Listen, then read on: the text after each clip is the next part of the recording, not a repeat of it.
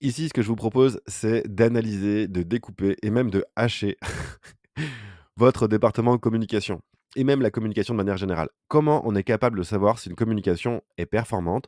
Comment sommes-nous capables de regarder précisément comment vous pouvez améliorer, diagnostiquer et auditer votre département communication et marketing justement pour trouver des axes d'amélioration? Alors, la première des choses que j'aimerais vous montrer ici, c'est le schéma de Laswell ou les 5 W. Le qui dit quoi, comment, à qui et pour quel effet. En fait, dans la communication, on a souvent tendance à être, pris par le schéma émetteur-récepteur. Quelqu'un envoie un message pour quelqu'un d'autre.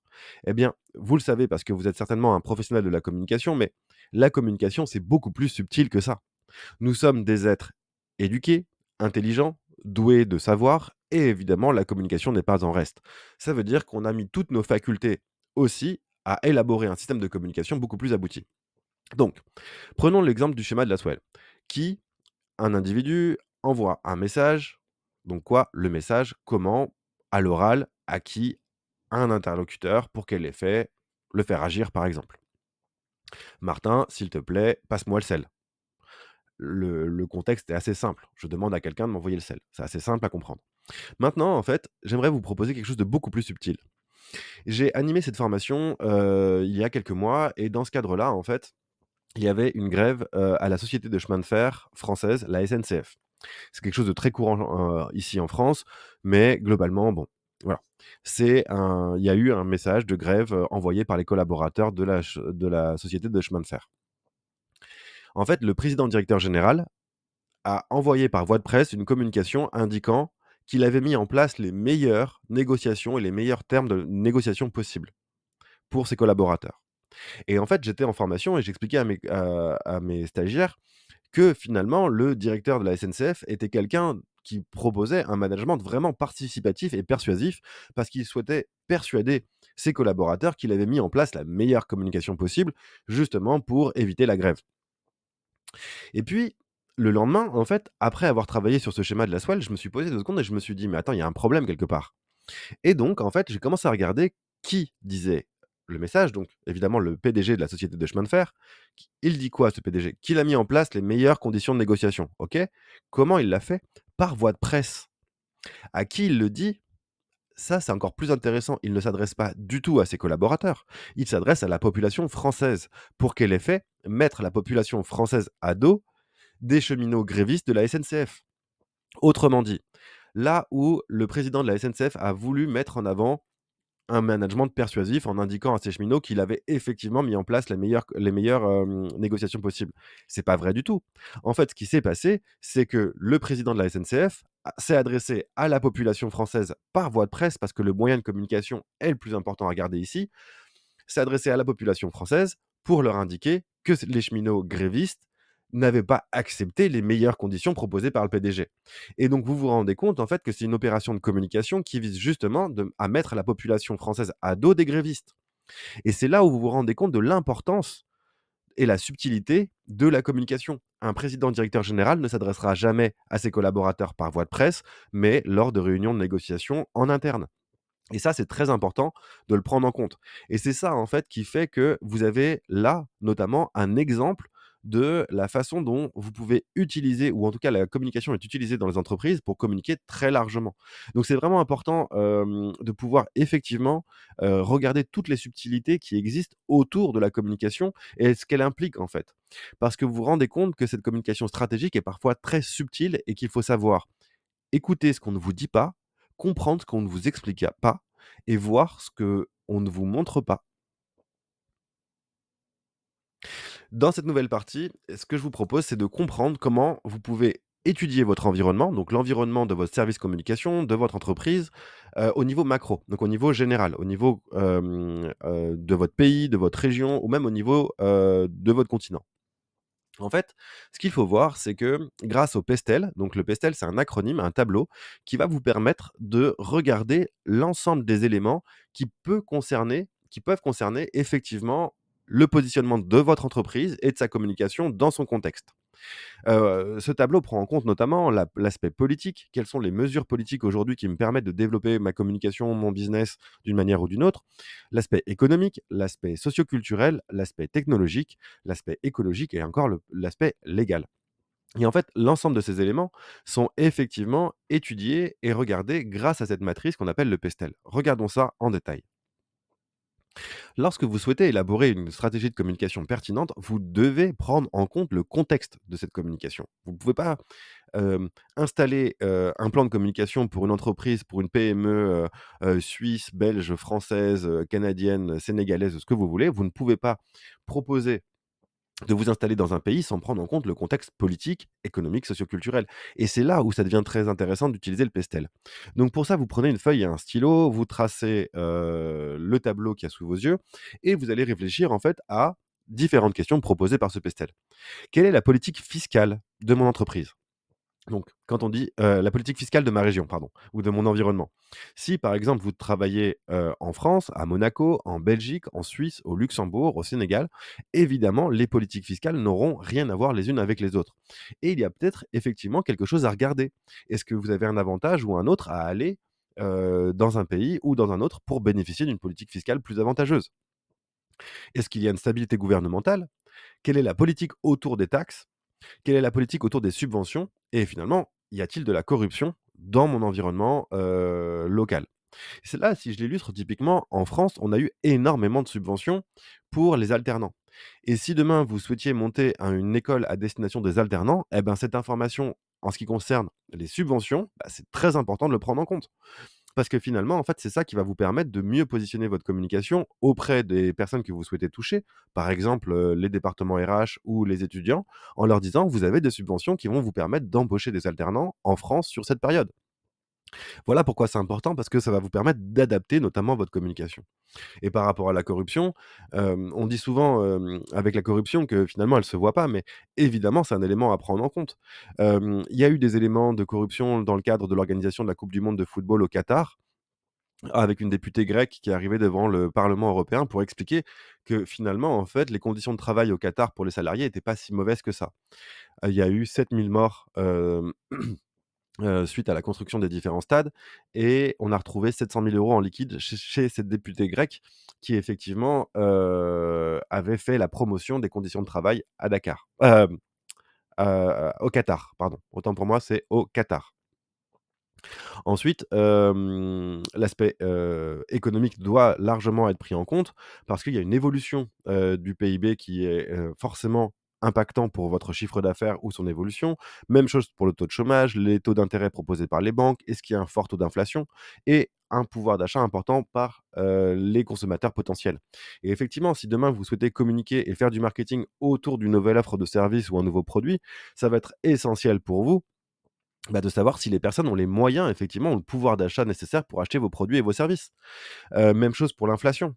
On a connu une grosse période d'inflation au niveau mondial, ces dernières années. Évidemment, ça impacte les consommateurs et ça impacte les business derrière. Même chose pour l'aspect socio-culturel avec l'évolution de la population, l'évolution démographique, l'accès à la culture, les modes de vie et les différents niveaux d'éducation. Tout ceci, tous ces éléments vont vous permettre encore de positionner encore un peu plus finement votre organisation dans un environnement plus large. Même chose pour la technologie, avec l'accès aux nouvelles technologies, les infrastructures, les R&D, les innovations et l'adaptabilité. Et évidemment, quand vous avez de gros projets d'investissement au niveau européen, au niveau africain, au niveau canadien, sur des usines de lithium, de création de puces ou ce genre de choses, évidemment, ça peut avoir un impact pour votre business si vous travaillez de près ou de loin dans ce secteur. Même chose pour l'écologie, avec la politique environnementale, la gestion des déchets, le recyclage, des tendances de consommation. Est-ce que oui ou non la météo et le climat, ont un impact sur, mon business? Et bien évidemment qu'il peut y en avoir un. Si demain vous vendez des glaces par exemple et que, il fait -10 dans la moitié de l'Europe, évidemment vous aurez beaucoup de mal à vendre vos glaces. En revanche, si vous êtes dans la moitié sud de l'Europe et qu'il fait 30°, vous aurez beaucoup plus de facilité à vendre ces glaces. Il y a évidemment un impact, de la météo sur les produits et les services que vous vendez. Vous avez beaucoup moins de mal à vendre des parapluies à Londres ou à Paris, plutôt qu'à Marseille, à Rome ou à Barcelone. Hem Et sur l'aspect législatif notamment, Là aussi, c'est le cadre légal. Donc en fait, il y a une différence entre la politique et l'aspect législatif. La politique, c'est la politique en cours, c'est l'aspect, conjoncturel. Donc c'est la conjoncture actuelle qui va déterminer l'aspect politique, le premier P. Alors que le légal, le législatif, le L, lui, va être déterminé par une question de structure. Est-ce que dans le code du travail, est-ce que telle réglementation, est-ce que telle chose va impacter mon business? La protection des consommateurs, la protection des données, le code du travail, la sécurité de l'emploi, la protection intellectuelle, le droit de la concurrence, tous ces éléments sont effectivement des éléments qui vont déterminer le positionnement de votre entreprise dans son secteur et plus largement dans sa région géographique. Poursuivons ici avec la matrice de Porter. Encore une fois, cette partie de formation est dédiée au positionnement de votre entreprise, de votre organisation, de votre activité au sein d'un environnement économique et professionnel. Eh bien, votre entreprise, une fois qu'elle est positionnée, elle va être soumise notamment au marché. Et sur ce marché, il va y avoir de nouveaux entrants qui vont venir bousculer votre entreprise, mais ces nouveaux entrants sont quand même bloqués par certains éléments. Des barrières à l'entrée, des investissements importants, des économies d'échelle à réaliser, la nécessité d'avoir de l'argent à investir, certaines politiques d'entreprise qui vont aussi bloquer les autres entrées des autres acteurs sur le marché et encore des accès à des canaux de distribution qui sont encore très limités. Donc les nouveaux entrants qui vont venir bousculer votre entreprise vont le faire, mais de manière forcément limitée parce qu'il y aura ce qu'on appelle des barrières à l'entrée. Autre, sujet à prendre en compte, c'est, la rivalité, amenée par les concurrents.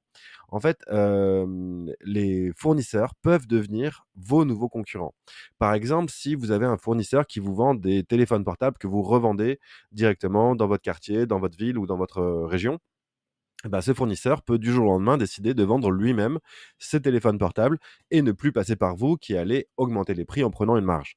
Eh bien, en fait, typiquement, c'est le genre d'influence que peut subir votre entreprise, c'est-à-dire que des concurrents viennent bousculer le positionnement de votre société. Ensuite, si je descends tout en bas sur les produits de substitution, il est possible que sur le marché, des individus choisissent un autre produit moins cher, plus efficace à votre produit. Typiquement, le marché des appareils photo s'est complètement effondré parce qu'on a eu comme produit de substitution le téléphone portable. Typiquement, vous avez plein d'exemples comme ça, et le téléphone portable a largement, été un produit de substitution pour beaucoup, beaucoup, beaucoup d'éléments. Il n'y a plus besoin d'annuaire, il n'y a plus besoin de répertoire physique comme il pouvait y avoir avant, c'est-à-dire des carnets sur lesquels on notait le numéro de téléphone. Ça n'existe plus. Même chose pour les cartes routières, les cartes pour se déplacer ou autres. Évidemment, aujourd'hui, on n'a plus besoin de carte routière, on a Google Maps, on a, n'importe quelle carte disponible sur notre téléphone portable. On n'a plus de cabine téléphonique non plus parce qu'il y a le téléphone portable. Des produits de substitution, par excellence, le produit par excellence, c'est vraiment le téléphone portable qui a changé notre quotidien et qui a remplacé beaucoup, beaucoup de produits qu'on avait avant. Et puis pour terminer, le pouvoir de négociation des clients qui lui aussi peut être, important lorsque, les clients souhaitent ne plus acheter les produits d'une marque, souhaitent, se réorienter vers d'autres produits. Ils peuvent aussi, négocier et choisir d'autres politiques de prix en allant voir d'autres, fournisseurs. Donc ça, c'est vraiment très important de le prendre en compte. Comment votre entreprise est soumise effectivement à différentes influences, des acteurs du marché. Prenez-le en compte dans le positionnement de votre entreprise lorsque vous élaborez votre plan de communication notamment. Nous allons découvrir ensemble en quoi consiste l'acronyme AIDA. Avec cet acronyme, les marques cherchent en permanence à susciter l'attention, l'intérêt, le désir et l'action chez le consommateur. Nous allons voir comment ils y parviennent, avec quelle méthode, mais cette structure est extrêmement courante et vous pouvez la retrouver absolument partout. Vous pouvez effectivement la retrouver sur une affiche dans le métro, sur une affiche dans un espace de coworking, à la télévision et bien sûr sur toutes les publicités sur les sites internet et c'est bien sûr ce que nous verrons dans cette vidéo. AIDA, c'est un acronyme simple qui permet d'être efficace et qui permet effectivement de cibler le message que l'on souhaite faire passer à nos cibles. On l'a vu dans la vidéo précédente dédiée au marketing, le ciblage est extrêmement important et c'est parce que vous connaissez vos cibles, parce que vous savez quelles sont les références, quels sont les codes et quelles sont les attentes de vos cibles que vous serez en mesure de proposer un AIDA qui soit le plus efficace possible. Si vous n'êtes pas dans la cible et que vous arrivez devant un AIDA, il est possible que vous ne compreniez pas la publicité. Parce que dans cette publicité, en général, dans l'attention, l'intérêt, le désir et l'action, il y a des messages qui sont constitués exclusivement pour la cible que l'on souhaite toucher. Donc, on va voir à travers différents exemples En quoi consiste AIDA? Les premiers exemples seront complètement détaillés et ensuite on ira vers un peu plus de, d'interprétation et je vous laisserai effectivement réfléchir avec les différents exemples que je vais vous donner dans cette vidéo et ensuite, dans tous les cas, pour mes élèves, on en reparlera en cours et je reste à votre disposition pour répondre à vos questions par commentaire notamment.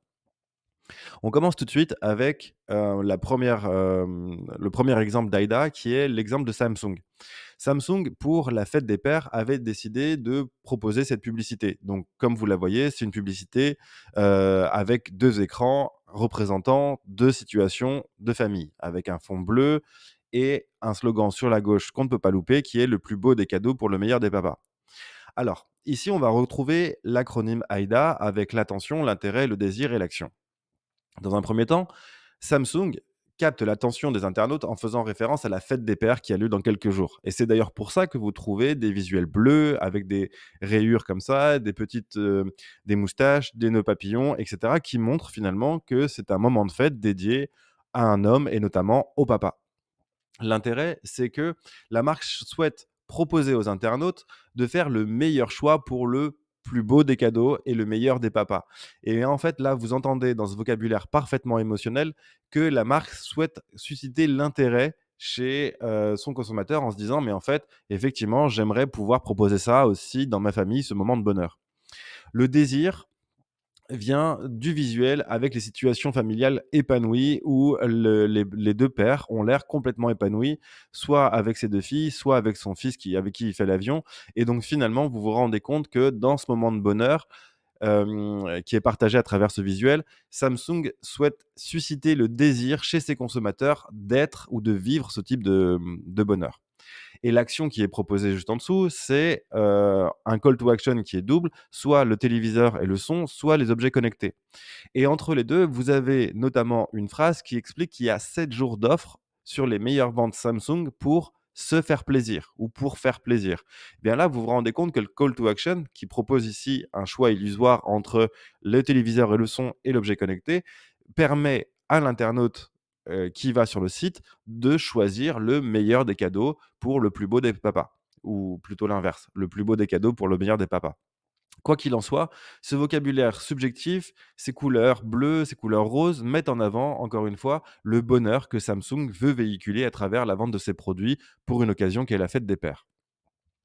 On voit maintenant un deuxième exemple qui est la Tesla, le modèle 3 de Tesla et en fait, dans l'attention qui est proposée ici, c'est vraiment, l'attention est suscitée par le visuel très minimaliste. On voit un paysage, complètement, ouvert en pleine nature, épuré au possible et ce qui va vraiment susciter l'intérêt immédiatement, c'est très clairement le visuel de la voiture rouge et juste en dessous, si on prête un peu attention, justement, attention, eh bien, en fait, on se rend compte qu'on peut réserver un essai sans contact et ce bug, en fait, qui est créé par le publicitaire ou par le communicant, cherche justement à susciter la curiosité, l'intérêt, de l'individu qui tombera sur ce slider de site web.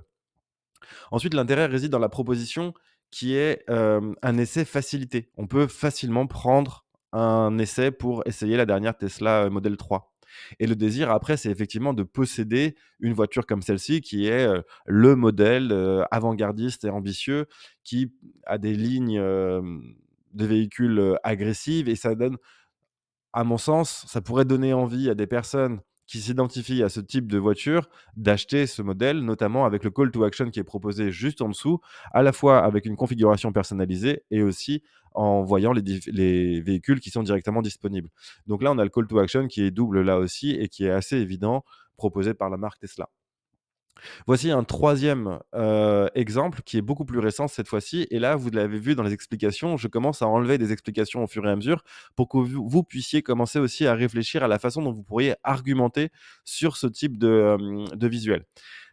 Typiquement, je suis allé sur le site, de apple.com et le premier visuel qu'on voit juste en dessous du menu, c'est celui-ci et je vous propose, cet imprime-écran de l'iPhone 16 Pro. Donc ce qui retient immédiatement l'attention ici dans ce visuel, c'est le pro lumineux derrière qu'on n'arrive pas effectivement à lire en entier, mais qui paraît assez évident. On voit le pro qui suscite l'intérêt en se disant: «Mais qu'est-ce que finalement ce téléphone professionnel a de plus? Eh bien, l'attention vient de ce côté de l'ensemble du visuel, le côté très sombre avec une écriture en lettres brillantes en plein milieu et le téléphone qui vient finalement superposer, l'écriture avec une coupe qui est, une coupe allongée qui permet de voir effectivement les trois caméras de l'appareil photo. L'intérêt, bien évidemment, c'est ce qui est indiqué en fait juste en dessous de iPhone 16 Pro, à savoir Apple Intelligence. Hello Apple Intelligence. Donc finalement, aujourd'hui, on arrive sur de l'AI, donc de l'artificial intelligence par Apple et en fait, ils ont cherché à détourner, l'IA, donc l'intelligence artificielle par Apple Intelligence, finalement. C'est un jeu de mots qu'on retrouve ici pour indiquer qu'effectivement, ce nouvel iPhone 16 Pro contient de l'intelligence artificielle. Et le désir, évidemment, c'est de voir et de posséder ce téléphone qui est indiqué ainsi, le nouvel iPhone 16 Pro. Et c'est ça qui va susciter le désir, c'est de posséder ce nouvel iPhone 16 Pro, en plus du design et de l'ensemble du visuel. Et le call to action, il est double là aussi, il est très simple, c'est soit en apprendre plus, soit acheter. Et ce qu'on retient en fait dans ce visuel, c'est que c'est beau, ça donne envie, c'est esthétiquement agréable et c'est sexy. Quand je dis que c'est sexy, c'est que ça donne envie d'en savoir plus, de voir l'iPhone en entier, de l'avoir dans les mains et de finalement pouvoir jouer aussi avec, l'appareil photo et ce triple objectif qui était déjà sur le 15, mais qui là suscite encore plus l'intérêt, et sur les boutons, sur le côté également, sur lesquels apparemment on peut régler la pression avec laquelle on appuie. Donc tous ces éléments-là vont créer à la fois de l'attention avec le gros Pro, de l'intérêt avec le, Apple Intelligence, du désir avec l'iPhone 16 Pro qui est, maintenant aujourd'hui une institution, tout le monde connaît iPhone et c'est le nouveau modèle, donc ça donne envie et le call to action qui après ressort, de manière assez évidente. Là, pour ce nouvel AIDA, pour ce quatrième exemple et quatrième et dernier exemple, je vous propose vous-même de compléter ce qui suscite l'attention, l'intérêt, le désir et l'action chez vous. Et bien évidemment, vous pouvez aussi compléter avec ce que vous retenez. Donc prêtez attention dans un premier temps au visuel, je vous aide un petit peu. À la première phrase qui est indiquée, célébrer les fêtes, partager du bonheur et l'action qui est créer vos M&M's et mixer vos M&M's peanuts. Et qu'est-ce que vous retenez? Réfléchissez, prenez le temps. Maintenant, ce que je vous propose, c'est un petit débrief de cette AIDA. Alors, ce qu'il faut voir, évidemment, c'est que je suis allé sur le site de M&M's et que j'ai pris une imprime écran du premier visuel qui ressortait. Ils ont déjà préparé Noël. On vient de finir Halloween et ils préparent Noël déjà. Le premier point qui retient l'attention, c'est l'ensemble du visuel vert et rouge qui rappelle largement les couleurs de Noël et les fêtes finalement. Donc on retient une temporalité. Ce qui retient notre attention, c'est la temporalité avec une fête qui est Noël et qui arrive. L'intérêt, qui est suscité par ce visuel, c'est de célébrer les fêtes. Le désir, c'est de partager du bonheur. L'action, c'est de créer ces M&M's soi-même et de les mixer avec des M&M's peanuts. Et ce qu'on retient, c'est que M&M's vend non pas des M&M's, ils vendent la possibilité de partager du bonheur en famille pendant Noël, le tout en personnalisant ses bonbons préférés. J'espère que cette vidéo d'explication sur AIDA vous sera utile. J'espère que ça va vous permettre de mieux comprendre, ce fonctionnement qui est absolument essentiel, qui est effectivement, de susciter de l'attention, de l'intérêt et du désir pour passer à l'action. Parce que c'est une notion absolument déterminante en marketing qui vous servira toujours. Je vous invite à vous entraîner régulièrement parce que c'est une notion essentielle. Dans cette nouvelle partie, je vous propose qu'on s'intéresse aux différents outils d'analyse liés à votre communication. Lorsque vous lancez des communications auprès de vos cibles, auprès de votre audience, il va être absolument déterminant pour vous d'être en mesure d'analyser et de mesurer l'impact de vos communications effectives sur votre audience. Est-ce que oui ou non, la communication a eu l'impact espéré? Est-ce qu'on a pu atteindre les objectifs qu'on s'est effectivement fixés? Eh bien, c'est ce que je vous propose de découvrir avec ces différents outils. Google Trends est un outil absolument prodigieux qui va vous permettre de comprendre quel est et quels sont les éléments de recherche, des personnes autour de vous. Et ça, en fait, vous avez la possibilité avec cet outil d'identifier les différentes recherches réalisées par les personnes dans votre pays, dans votre région ou même plus largement dans un autre pays et dans n'importe quelle langue. Je vous présente cet outil de Google Trends dans une vidéo suivante dédiée à la veille, à la fois avec Google Trends et avec Google Alert. Vraiment, ces 2 outils sont absolument prodigieux d'efficacité et je m'en sers encore moi-même tous les jours parce que c'est vraiment très efficace, ne serait-ce que pour déterminer une expression exacte. Est-ce que vous allez chercher notamment des conseillers de vente ou des vendeurs? Est-ce que vous allez proposer des actions de formation en web marketing ou en marketing digital? En fait, en fonction des mots que vous allez utiliser, évidemment, vos communications n'auront pas du tout les mêmes impacts. Eh bien, c'est pour ça que je vous propose ici et aujourd'hui de découvrir comment maximiser l'impact de vos communications avec Google Trends. Ensuite, vous verrez dans une troisième vidéo, dans une autre vidéo, la façon dont vous pouvez travailler avec LinkedIn et analyser l'efficacité des posts de vos concurrents directement avec LinkedIn. Quels sont les posts qui ont le mieux marché à la concurrence? Comment ils ont réussi à engager leur audience? Quelle est l'évolution de l'audience et de l'engagement chez mes concurrents? Tout ça, vous avez la possibilité effectivement d'en bénéficier directement via LinkedIn. Je vous ai fait une vidéo dédiée directement avec la page d'une organisation que j'étais amené à gérer. Elle est orientée autour des ressources humaines, mais très clairement, vous avez tous les éléments d'analyse sur LinkedIn sur cette vidéo. Vous disposez aussi d'une vidéo d'analyse, sur, les Google Alerts, la façon dont vous pouvez les utiliser et vous les approprier pour rester en veille en permanence et savoir ce qui se passe autour de vous. Les Google Ads et les Google Analytics sont encore 2 solutions supplémentaires proposées par Google qui vous permettent effectivement de lancer des campagnes payantes dans le cadre du déploiement de votre plan de communication. Mais étant donné que ce n'est pas l'objet de cette formation, je vous en parle, mais je ne vais pas le détailler. Et en fait, vous allez utiliser Google Ads pour mettre, des mots-clés en enchères et des annonces en enchères directement sur le moteur de recherche de Google, qui va permettre de positionner votre site web, votre annonce directement sous le moteur de recherche en fonction du montant que vous aurez à payer ou que vous paierez. Pour terminer, le dernier outil que je vous propose ici, le cinquième, c'est Google Analytics. Et Google Analytics, vous le verrez, c'est une solution qui va vous permettre d'analyser le trafic directement sur le site web qui arrive suite à vos actions de communication. Vous envoyez une campagne de mailing à 1000 personnes, combien de personnes ont cliqué sur les liens et combien vont effectivement arriver sur votre site web. Eh bien, c'est tout ça que permet de découvrir Google Analytics. Comment finalement les gens arrivent sur votre site, est-ce qu'ils cliquent, est-ce qu'ils achètent ou pas? Et c'est ce que vous verrez directement dans l'analyse de Google Analytics qui sera proposée, ultérieurement. Et ici, en fait, ce qui est très important de comprendre, c'est la façon dont les entreprises ont à communiquer. Et là, je vous donne vraiment des exemples pratico-pratiques, sur la façon dont les entreprises ont à communiquer et surtout dont elles peuvent percevoir l'image qu'elles renvoient sur le marché. C'est absolument déterminant. Donc évidemment, si vous cherchez des informations sur votre boîte, allez faire des recherches sur Google. Vous tapez le nom de votre société, accompagné du mot avis, exemple, à savoir ou ce genre de choses. Et en fait, dès que vous tapez le nom de votre entreprise avec des mots-clés associés pour rechercher de l'information sur les avis et sur la vision qu'ont les gens de votre entreprise, n'hésitez pas à aller sur Google. C'est le premier truc à faire. Ensuite, vous pouvez effectivement réaliser des sondages. Vous utilisez notamment des outils, de sondage spécifiques, vous les envoyez à votre audience et derrière, en fonction des retours que vous avez une idée de la façon dont vos produits et vos services sont perçus. Même chose si vous avez à communiquer sur le lancement d'un projet, typiquement, demandez en amont de cette communication, autour de vous à travers encore une fois, un questionnaire, une étude de marché, qualitative ou quantitative, comment, heu, votre projet est perçu par la population. C'est très important.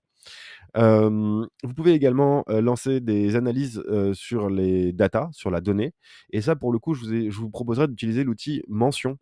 Mention, c'est un outil qui est disponible avec un essai gratuit de 14 jours. Sinon, il est assez onéreux, mais sinon pendant 15 jours, vous pouvez effectivement vous amuser et découvrir quelle est l'émotion, le sentiment lié à votre marque. Typiquement, si demain vous êtes dans telle entreprise et que vous voulez savoir comment, les individus s'expriment à propos de votre marque sur le web, Mention vous permet effectivement de découvrir les tonalités et les différents messages qui sont, associés à votre marque, à savoir est-ce qu'ils sont positifs, négatifs ou neutres.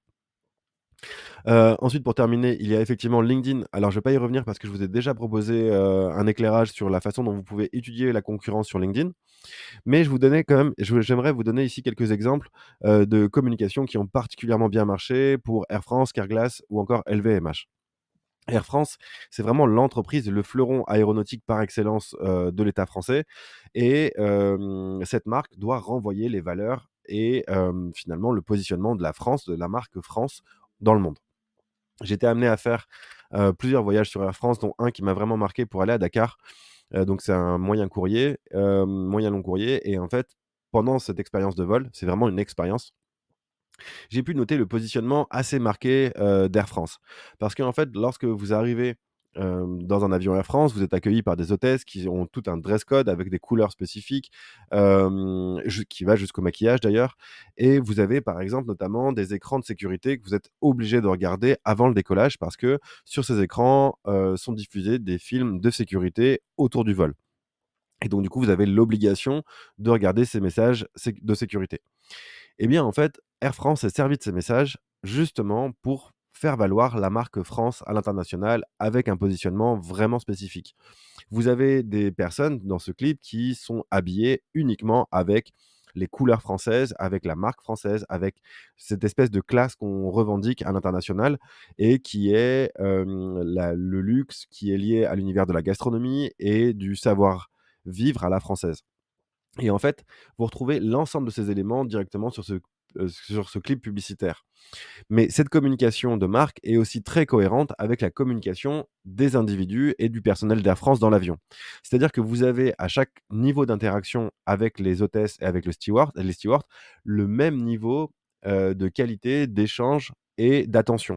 Et c'est ça qui renforce l'expérience client d'Air France et qui donne envie aux individus de passer du stade de client à ambassadeur et évidemment de reprendre la marque, de reprendre la compagnie dès qu'on a un vol à faire. Donc ça, c'est vraiment très fort de leur part parce qu'ils ont réussi à marquer dans leur ADN une véritable identité, sur laquelle ils arrivent à communiquer. Pour ceux qui vivent en France, vous connaissez forcément la marque Carglass. Si vous vivez à l'étranger, c'est moins évident. Du coup, je vais vous expliquer. Carglass, en fait, c'est, une entreprise qui, depuis 15-20 ans, a explosé les compteurs en termes de communication autour du remplacement de pare-brise. Ils sont devenus en quelques années numéro un du marché de remplacement de pare-brise avec des communications et des slogans qui rentrent en tête. Ils ont vraiment martelé les mêmes messages pendant des mois, pour pas dire des années et aujourd'hui tout le monde connaît les publicités de Carglass et tout le monde a entendu leurs slogans. Ils sont numéro un. Comment fait-on pour rester numéro un alors qu'on a la première place? Eh bien, en fait, il y a quelque chose de très intelligent qui a été fait, ça a été d'améliorer la relation client avec la communication auprès des clients. Est-ce que les clients sont correctement pris en charge? Et en fonction des retours, l'installateur, le technicien avait une prime. Donc pour rester numéro un, Carglass a réussi à améliorer la communication client, les feedbacks clients, justement pour réussir à rester numéro un. Et dans le cadre de votre plan de communication, je trouve ça particulièrement pertinent d'imaginer la façon dont vous pourriez effectivement donner la parole à vos clients pour qu'ils vous fassent des retours sur vos produits, vos services et la manière dont vous les servez, exactement pour améliorer encore un peu plus la relation, les échanges et la com. Prenez-le en compte dans votre plan de communication et dans son élaboration parce que lancer des communications, c'est bien, savoir ce que les gens en pensent, c'est mieux. Et c'est exactement pour ça que je vous propose cet exemple ici. Pour terminer, LVMH a eu un problème de positionnement avec ses différentes maisons. LVMH, c'est 21 maisons de luxe à travers le monde, avec Tiffany, avec Louis Vuitton, avec toutes les marques Moët et Chandon que vous connaissez de LVMH.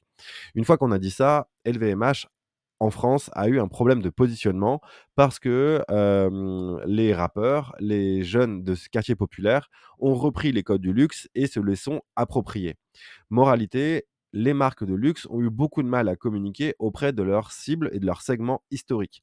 C'est pourquoi, en fait, ces marques ont été obligées de se repositionner ces dernières années, notamment pour reprendre le positionnement de luxe qu'ils pouvaient avoir et de recommuniquer auprès des populations historiques clientes des marques. J'en veux pour preuve une communication proposée par Lacoste qui était très vintage, années 70, justement, avec la volonté d'aller toucher une population, de silver, donc de gens, plus âgés, pour redorer les couleurs de la marque Lacoste, notamment auprès, de la population cible, du segment cible historique des marques de luxe. Donc il s'agit de LVMH, de Kering ou encore de Lacoste, comme je viens de les citer. Ce sont des marques qui ont eu à se repositionner sur leur marché pour reconquérir, leur segment historique en communiquant de manière spécifique. Et ça, c'est très important de comprendre comment vous pouvez évaluer l'impact de vos marques, de vos communications de marque sur vos segments. Ici, ce que je vous propose, c'est de comprendre l'importance de l'évaluation en complément avec la slide précédente. C'est-à-dire que, en fait, lorsque vous commencez à réaliser un diagnostic à l'externe de votre entreprise, c'est évidemment pour évaluer la notoriété, recueillir des informations, c'est très important. Maintenant, ce qui va être aussi important, ça va être de déterminer la même chose en interne. Comment vos collaborateurs ont la possibilité effectivement de s'interroger, de s'exprimer sur votre marque, qu'est-ce qu'ils en pensent, qu'est-ce qu'ils en disent à l'extérieur, et ça, pour ça, vous avez vraiment intérêt à aller écouter ce que disent vos collaborateurs de votre marque. Parce que ce sont les premiers ambassadeurs ou au contraire, ce sont les premiers détracteurs de votre marque. Donc c'est essentiel. Pour ça, vous pouvez lancer un plan de communication interne avec, des outils spécifiques à destination de vos collaborateurs, notamment en mettant en place un baromètre interne, des outils de communication de type intranet, workplace, des échanges informels ou encore des boîtes à idées qui vont faire remonter des informations concernant, l'image de votre marque, le rayonnement à l'externe et cetera. La formation, plan de communication n'a pas vocation à, développer la communication interne. Maintenant, la communication interne est un pan essentiel de la communication et de l'élaboration de la communication. Vous ne pouvez pas, considérer qu'en tant que responsable ou en tant que chargé de communication, vous devez uniquement communiquer à l'externe et que finalement la communication interne ne concerne que les RH. Ce n'est pas vrai. Vous devez travailler encore une fois de concert en désilotant l'entreprise pour permettre justement une plus grande fluidité dans les communications. C'est votre rôle. Une fois qu'on s'est dit ça, je vais élaborer effectivement une autre formation dédiée à la communication interne qui, je l'espère, répondra plus précisément aux questions que vous pourriez avoir sur cet aspect spécifique de la communication. Et évidemment, moi, je me tiens à votre dispo pour répondre à toutes les questions que vous pourriez avoir. Comment créer une veille informationnelle efficace sans y passer trop de temps? Comment être informé de sujets à l'avenir? Eh bien, c'est dans cette vidéo que je vous propose 2 outils de veille majeurs proposés directement par Google qui vont vous aider à organiser et à gérer la veille informationnelle que vous proposerez à la fois en entreprise, mais également dans votre vie perso. Alors, imaginons que vous soyez intéressé par, les JO à Paris en 2024. Vous allez pouvoir, avec les Google Alerts, créer des alertes à propos de ce terme de JO 2024. On le verra ensuite ensemble. Typiquement, vous allez vous connecter sur googlealert, .com en tapant Google Alert, dans Google et finalement, vous allez pouvoir à ce moment-là, programmer des termes de recherche que vous allez recevoir à la fréquence que vous allez choisir. Soit vous les recevez tous les jours, soit toutes les semaines, soit dès que le résultat se présente. Moi, je vous conseille vraiment d'utiliser une fois par semaine parce que sinon vous allez recevoir des mails en permanence et ça va faire l'effet inverse de celui qui est escompté, à savoir, ça va vous, créer une infobésité là où vous avez juste besoin d'une information très précise. Donc une fois par semaine, ça me paraît très bien. En fonction de ce que vous recherchez, vous pouvez chercher tous les résultats ou simplement les meilleurs résultats. Vous pouvez aller les chercher dans différentes catégories, dans la catégorie actualité, vidéo, images, et cetera et vous recevrez évidemment le contenu qui correspond à la façon dont vous avez programmé effectivement vos mails. De toute façon, on va voir ça dans une, seconde partie de la vidéo avec les explications sur l'outil directement. Avant cela, alors et là évidemment, il s'agit des Google Alerts. Avant cela, ce que je voulais vous proposer également, c'est de découvrir Google Trends. Google Trends, c'est l'outil de tendance de recherche de Google. Vous pouvez, trouver sur Google Trends tous les termes de recherche utilisés sur ces dernières années par les utilisateurs partout dans le monde, avec les variations, avec les termes de recherche précis et cetera. C'est un outil qui est extrêmement utile et extrêmement puissant parce qu'il va vous permettre de comprendre ce que les internautes ont pu rechercher précédemment. Vous aurez aussi la possibilité, et on le verra dans la deuxième partie de la vidéo, de comparer différents termes de recherche pour savoir quels sont les termes de recherche les plus pertinents. Alors ça, vous allez me dire à quoi ça sert?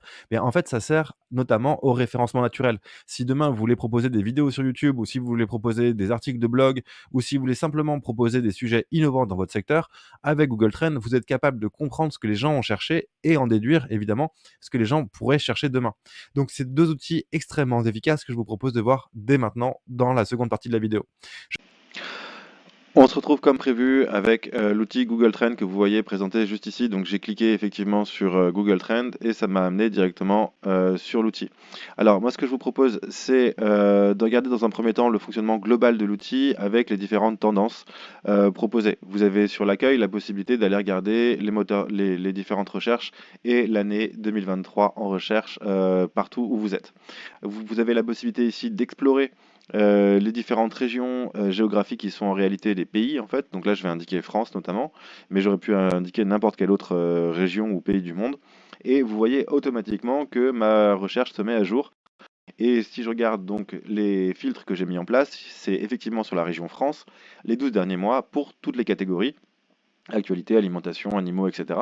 J'ai toutes les catégories et derrière, j'ai la possibilité d'aller regarder également ce qui se passe sur les différentes parties du web, en images, en actu, en shopping ou en YouTube.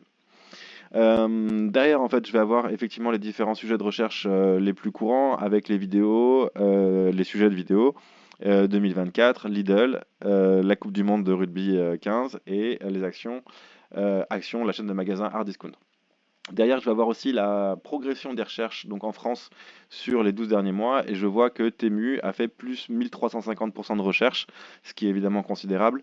Les vacances scolaires, les calendriers 2024 et la Coupe du Monde de rugby. On se rend compte en fait finalement des différents termes de recherche qui ont eu lieu sur les 12 derniers mois en France. Donc là, ce que je vais vous proposer également, c'est de comprendre comment fonctionne Google Trends et comment l'optimiser. Là, je vous propose deux choses. Je vous propose de regarder à la fois un terme de recherche qui est Nike Air Force et puis Nike TN. Nike étant évidemment une marque de chaussures très connue. Et c'est dans le cadre d'une formation avec mes stagiaires que je me suis rendu compte que parmi eux, il y en avait un qui était fan de Nike Air Force. Et puis j'ai fait un comparatif avec une autre marque très connue, un autre modèle très connu de Nike. Et ce qui est assez intéressant de regarder, c'est finalement comment en fait vous pouvez comparer les moteurs de recherche, comment vous pouvez comparer les termes de recherche. Alors ce qu'il faut savoir c'est que 100 correspond à un indice. C'est dans l'absolu sur les 12 derniers mois, lorsqu'il y a eu un maximum de recherches à propos de l'expression clé que vous recherchez, donc là en l'occurrence Nike Air Force One, vous avez effectivement l'indice de 100. Et après, évidemment, il faut en déduire le nombre de recherches. On n'a pas le nombre exact de recherches lancées sur cette thématique, sur ce mot-clé, mais en revanche, on a une proportion et ça nous donne une indication assez précise. Typiquement, si 300 000 recherches ont été effectuées sur Nike Air Force, ça correspondrait à 100 du coup, et 50 seraient donc 150 000 recherches effectives sur Nike Air Force. Mais encore une fois, on n'a pas le nombre de requêtes exact sur ce mot-clé. Alors, ce qui est intéressant de regarder, c'est comment finalement les internautes recherchent un modèle ou un autre de Nike. On se rend compte que les Nike TN sont très portés en Île-de-France et dans le Sud-Est, et pour tout le reste de la France, ce sont les Nike Air Force qui prédominent. Et Google Trend finalement vous donne la tendance de Nike à rechercher effectivement et à savoir quelle marque de Nike choisir directement grâce à Google Trends. Vous avez aussi associé à Nike Air Force, à cette requête-là, vous avez tous les modèles de chaussures et toutes les autres requêtes qui sont proposées. Donc on a les New Balance, on a des Adidas Campus, on a des Adidas Campus encore, etc. Et là, vous avez toutes les recherches qui sont liées directement à Nike Air Force. Et puis la même chose pour Nike TN, vous avez ensuite tous les modèles qui sont recherchés également en plus de ce modèle-là. Donc je trouvais ça très intéressant que de voir qu'on pouvait comparer finalement des termes de recherche entre eux sur différentes tendances. Et vous avez aussi la possibilité ici de rechercher directement dans votre région les termes de recherche les plus pertinents. Donc si je règle sur France, typiquement, je vais voir qu'aujourd'hui, mardi février, 20 février 2024, c'est principalement des termes autour du football et qui ressortent. Donc là, on a les différentes recherches en temps réel jour après jour des internautes en France. Et là, je peux même rechercher en temps réel les différentes tendances qui sont lancées par les internautes sur Google. Donc c'est assez impressionnant de voir finalement qu'on a une information qui est livrée comme ça, spontanément et quasi immédiatement. Ensuite, si vous allez dans le menu de Google Trends, là vous avez l'année en recherche. Je vous invite vraiment à regarder les clips proposés par Google parce que finalement, lorsque on voit ces années de recherche en vidéo, ça nous rappelle toute l'histoire qu'on a vécue pendant l'année. Et ces dernières années, disons que l'histoire a été plutôt riche. On ne s'est pas ennuyé. Donc voilà pour le premier outil qui est Google Trend. Je vous invite vraiment à aller regarder, creuser, chercher parce que c'est un outil extrêmement puissant, à la fois de veille marketing, mais aussi de veille professionnelle. Maintenant, comme je vous le disais tout à l'heure, je vous propose qu'on regarde les Google Alerts. Donc, je suis allé sur google.fr/alerte, comme vous le voyez dans mon URL, et derrière, je vais pouvoir créer la recherche dont je vous parlais tout à l'heure, que sont JO Paris 2024. Et là, en fait, je vais avoir, en fonction de mon terme de recherche, différentes options. Donc, je vais faire afficher ici. Je veux les recevoir une fois par jour maximum ou une fois par semaine maximum. Je vous déconseille vivement quand le cas se présente, sinon vous allez être spammé systématiquement quand il y a un nouvel article qui est référencé par Google, ce qui risque de effectivement vous envoyer pas mal de mails par jour. Vous avez aussi la possibilité de régler la source, l'actualité, les blogs, le web, la vidéo, les livres, la discussion, les finances. Et puis, vous pouvez aussi régler à la fois la langue, les régions qui sont en réalité les pays, comme vous pouvez le voir ici, le nombre de résultats que vous souhaitez par recherche, tous les résultats ou simplement les meilleurs. Et puis ensuite, vous l'envoyez effectivement à votre adresse mail indiquée ici. Et vous créez l'alerte en cliquant sur Créer l'alerte.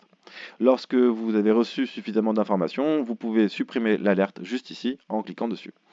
J'espère que cette vidéo vous aura plu et qu'elle vous sera utile pour vos veilles informationnelles. Moi, je reste à votre disposition pour une nouvelle vidéo et je vous dis à bientôt pour de nouvelles formations et de nouvelles vidéos. Donc on se retrouve comme prévu sur LinkedIn. J'ai pris mon LinkedIn parce que c'était encore ce qu'il y avait de plus simple. Ça va vous permettre de voir comment cela fonctionne finalement directement. Donc ce que je vous propose, c'est d'aller sur votre fil d'actualité comme vous l'avez ici. Vous allez sur vous et vous allez sur la page que vous avez l'habitude de gérer, donc votre page entreprise. En ce qui me concerne, je choisis de prendre la page Afterwork RH, qui est une association que j'ai gérée pendant à peu près 10 ans sur tout le territoire français, à l'international, notamment en Allemagne, en Espagne, à Luxembourg évidemment pendant des années. On était présent en Afrique de l'Ouest. On était présent au Sénégal, au Cameroun notamment, et géographiquement, on proposait des événements jusqu'en Martinique. Donc c'était vraiment une organisation qui, pour le coup, euh, a bien fonctionné pendant des années. J'ai fermé cette organisation il y a maintenant quelques mois pour plein de raisons. Donc ce que je vous propose de voir ici, c'est une fois que vous êtes sur la page, sur le tableau de bord de votre page entreprise, vous allez sur statistiques et sur statistiques, vous allez voir en fait l'impact de vos communications et de la fréquence des visites sur votre page. Évidemment, vous avez ici l'ensemble des éléments qui vont vous montrer si votre contenu fonctionne. Donc si vous avez une page dédiée, une page carrière dédiée à votre département RH, vous aurez ici les résultats de vos communications. Les visiteurs seront en réalité vos candidats et vous pouvez aller jouer ici avec les fonctions, la taille de l'entreprise, les secteurs et le niveau hiérarchique des personnes qui viennent voir effectivement vos posts sur votre page entreprise ou sur votre page dédiée à la carrière. Derrière, si vous allez cliquer sur concurrent, donc on est dans statistiques, vous allez cliquer sur concurrent en haut à droite, vous allez pouvoir effectivement ici régler la période dans un premier temps qui est concernée par l'analyse que vous souhaitez faire. Donc on va laisser sur les 28 derniers jours. Et si je vais sur modifier les concurrents, vous allez pouvoir changer les concurrents et ajouter des concurrents qui correspondent à votre secteur d'activité. Typiquement, vous pouvez supprimer un concurrent et en ajouter un autre. Vous pouvez choisir, je ne sais pas, n'importe quelle organisation RH, n'importe quelle entreprise qui correspond finalement à un concurrent de votre société. Donc si vous tapez ici, moi je ne sais pas, Siemens par exemple, vous avez donc la page de Siemens qui va ressortir avec toutes les publications, etc. Et vous sélectionnez la page qui correspond à ce que vous souhaitez. Donc je vais laisser ça ici, je vais faire annuler. Simplement pour vous montrer qu'ici, en fait, vous avez les indicateurs des nouveaux abonnés. Donc en fait, ce qui vous permet de voir que la NDRH a 2000 abonnés sur un mois en plus. Pareil pour Parlons RH à 861 abonnés, etc. Et en fait, quand vous savez que vous pouvez envoyer un maximum de 250 invitations par mois, vous savez que au moins les 4 premiers ont, à mon avis, largement investi dans de la publicité en ligne, parce que la publicité en ligne permet d'augmenter le nombre d'abonnés directement sur LinkedIn. Donc, vous avez le nombre d'abonnés total des différentes organisations que vous avez décidé d'identifier comme des concurrents. Et si je poursuis donc, vous avez ici, là pour le coup, le nombre de posts qui a été réalisé par vos concurrents avec la progression en pourcentage sur la période. Si vous continuez de descendre, vous avez les statistiques sur les totales des interactions.